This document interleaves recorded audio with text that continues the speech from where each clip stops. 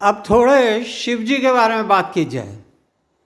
निर्माण षटकम में शिव जी का चरित्र वर्णन किया गया है।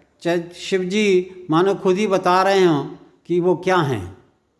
तो पहले उनका पहला पाठ, मनोबोध्य अहंकार चित्तानि नाहं, न च श्रोत्र जिह्वे न च घ्राणनेत्रे, न च व्योम भूमिर्न तेजो न वायु, चिदानंद रूप शिवोहम शिवोहम।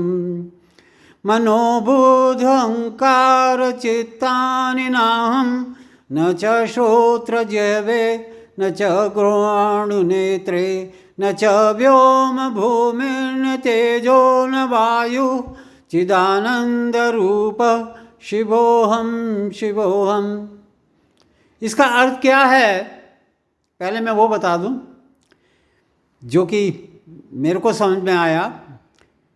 मैं अर्थ बता रहा हूं, मैं मन बुद्धि अहंकार और स्मृति नहीं हूं, नहीं मैं कान जिह्वा नाक और आँख हूं, न मैं आकाश भूमि तेज और वायु हूं।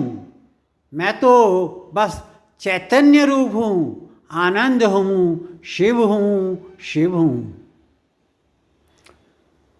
तो इसका हिंदी में अनुवाद ऐसे किया है, सचेत में आँख कान नाक या जिह्वा इन इंद्रियों में कुछ भी नहीं।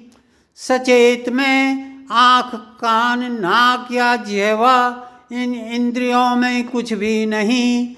निराकार में मन बुद्धि अहंकार या स्मृति चित्त में कुछ भी नहीं। आनंद में आकाश भूमि तेज या वायु पंच तत्व में कुछ भी नहीं। आनंद में आकाश भूमि तेज या वायु पंच तत्व में कुछ भी नहीं। शिव में समाहित शिव हूँ, शिव में समाहित शिव हूँ, चैतन्य हूँ आनंद हूँ और कुछ भी नहीं। इसका दूसरा पार्ट बोलता हूँ, न च प्राण संज्ञो न वै पंचवायु न व सप्त धातु न व पंचकोश। न च प्राण संज्ञो न वै पंचवायु न व सप्त धातु न व पंचकोश। न वाक् पाणिपादं न चौपस्थ पायु चिदानंद रूप शिवोहम शिवोहम। न च प्राण संज्ञो न वै पंचवायु न वा सप्त धातु न वा पंचकोश। न वाक् पाणिपादं न चौपस्थ पायु चिदानंद रूप शिवोहम शिवोहम। इसका अर्थ है, न मैं मुख्य प्राण हूं और न ही मैं पंच प्राणों यानी प्राण उदान अपान व्यान और सवान में कुछ भी हूँ। मैं इनमें से कुछ नहीं हूँ। न मैं सप्त धातुओं, धातु होती हैं सात, त्वचा मांस मेद रक्त पेशी अस्थि मज्जा, न मैं सप्त धातुओं में कुछ हूँ, मैं कोई हूँ। और न पंच कोशों में, पांच कोश हैं, अन्नमय पनोमय प्राणमय विज्ञानमय आनंदमय, मैं इन पंच कोशों में से भी कुछ कोई नहीं। न मैं वाणी हूँ हाथ पैर हूँ और न ही मैं जनेन्द्रिय या गुदा हूँ। मैं तो बस चैतन्य रूप हूँ आनंद हूँ शिव हूँ शिव हूँ।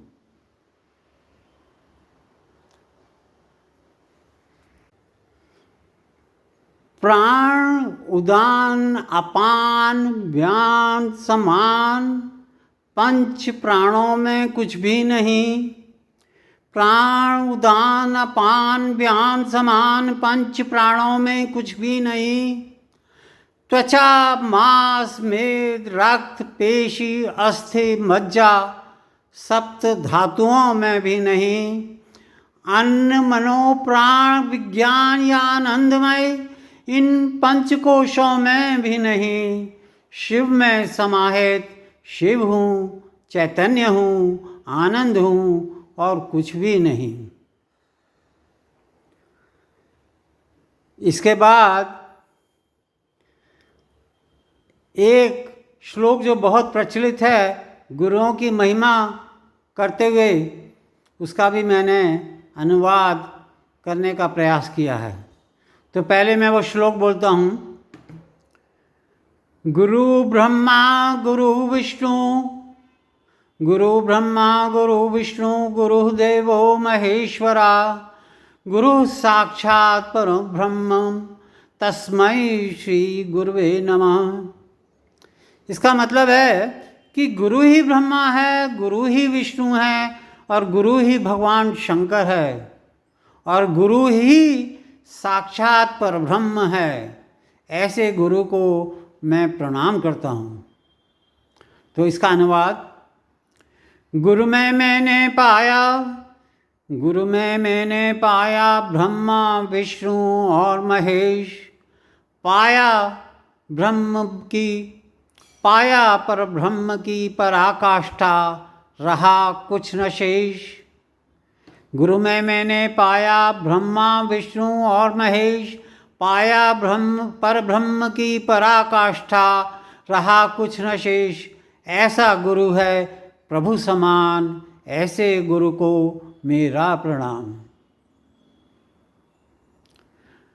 अब कुछ नीतियों पे बेस्ड श्लोकों का अनुवाद बताता हूँ। तो पहले श्लोक, जिसका मतलब हल्की सी भी संस्कृत आती हो तो मतलब बहुत क्लियर है।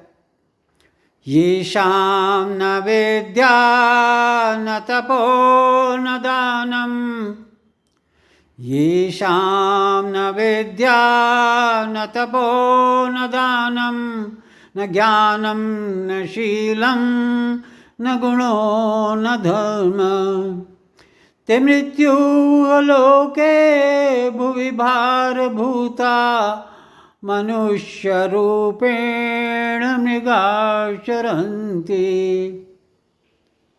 तो इसका अनुवाद हिंदी में किया है, जिससे श्लोक का भावार्थ एकदम आता है। तो अनुवाद सुनिए।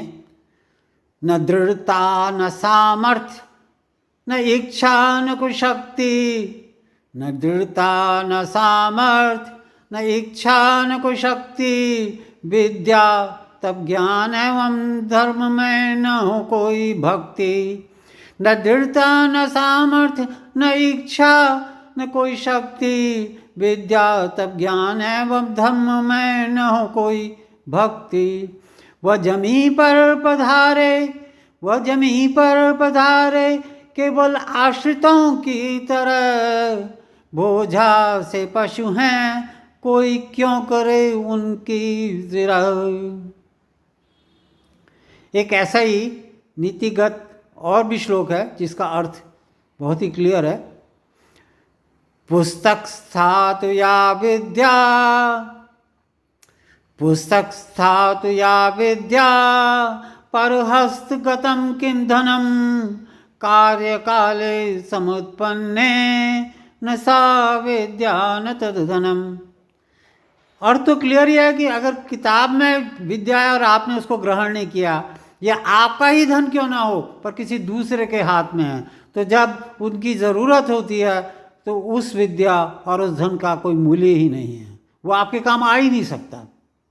तो इसका भावार्थ मैंने किया है ऐसे। ज्ञान पुस्तक का आत्मसात किया नहीं, ज्ञान पुस्तक का आत्मसात किया नहीं, धन दूसरों के पास वापस आया नहीं। जरूरत जब पड़े उनकी, जरूरत जब पड़े उनकी, किसी काम के नहीं।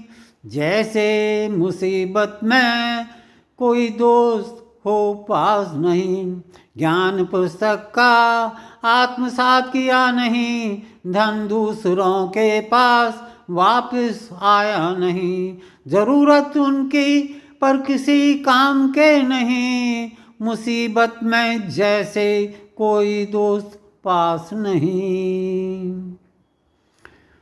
ऐसा ही ऑल्सो अब प्रभु की महिमा में एक श्लोक है,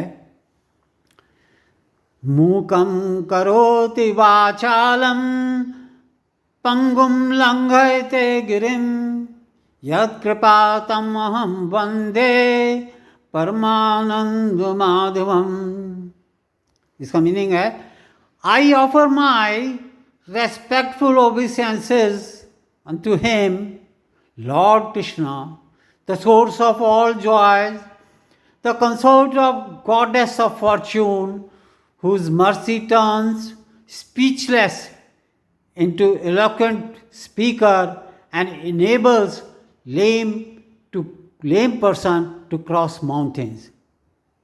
तो इसका अनुवाद ऐसे किया गया है, परम आनंद के जो प्रचुर दाता, परम आनंद के जो प्रचुर दाता, जिनकी कृपा से करें विधाता, मूक मानुष वाचाल बने, पंगु भी ऊंचा पर्वत चढ़े, मेरे सबसे सुंदर श्रद्धा सुमन उन प्रभु श्री कृष्ण को अर्पण। ये श्लोक भी तुमने सुना होगा, पर मैं फिर भी कहना चाहता हूँ, मेरे प्रिय श्लोकों में से है, त्वमेव माता च पिता त्वमेव। अब एक श्लोक पढ़ूंगा जो विदुर नीति में आता है। तो पहले श्लोक पढ़ता हूं, शतं विहाय भोक्तव्यं सहस्रं स्नानमाचरेत्, लक्ष्यं विहाय दातव्यं कोटिं त्यक्त्वा हरिं भजेत्। ये विदुर नीति है, और इसका ट्रांसलेशन, इसका अनुवाद ऐसा है, सैकड़ों कार्य कर रहे हो तेरा इंतजार, सैकड़ों कार्य कर रहे हो तेरा इंतजार, पर भोजन तो अवश्य कर मेरे यार। सैकड़ों कार्य कर रहे हो तेरा इंतजार, पर भोजन तो अवश्य कर मेरे यार। हजार कार्य छोड़ने पर हो मजबूर, पर स्नान करना है ज़्यादा ज़रूर। लाखों कामों को छोड़ना पड़े, लाखों कामों को छोड़ना पड़े, पर दान करना न कोई छोड़े। करोड़ों कामों से भी ज़रूरी, प्रभु स्तुति से घटाओ दूरी। इसी तरह और नीति पर, सामान्य नीति पर एक और दोहा है जो मनुस्मृति में कहा गया है।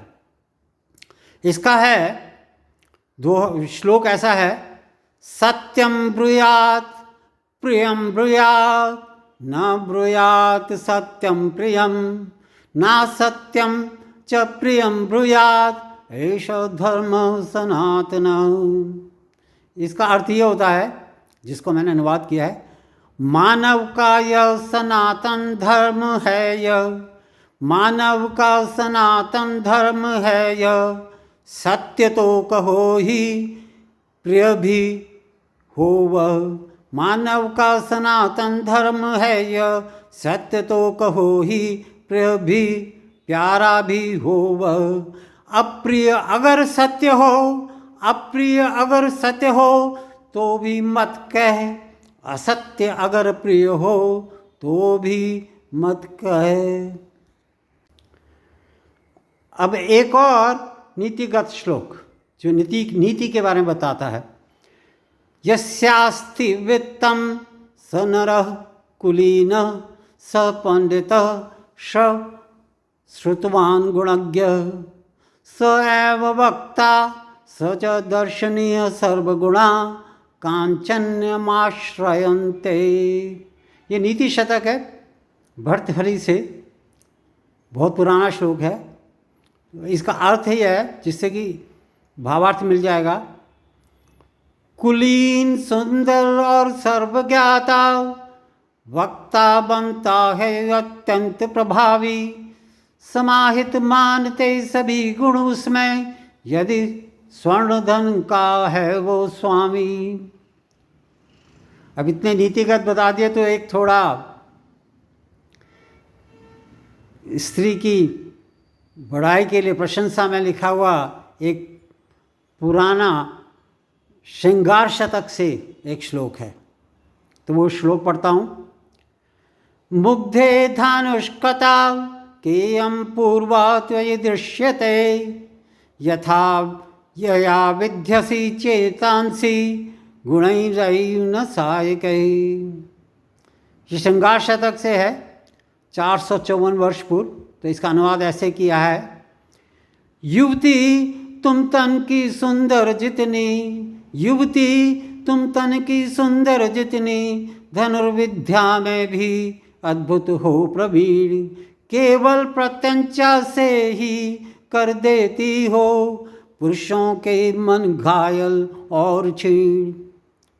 युवती तुम तन की सुंदर जितनी, धनुर्विद्या में भी अद्भुत हो प्रवीण। केवल प्रत्यंचा से ही कर देती हो पुरुषों के मन घायल और क्षीण। इतने सीरियस श्लोकों के बाद एक थोड़ा खिचड़ी श्लोक भी बोल दूं क्या? मैंने इसका पहले आपको हिंदी में इसका दोहा बताया था। अभी जरा मुंबई वालों के लिए ये बोला गया है, इसका अर्थ तो अपने आप ही समझ में आ जाएगा।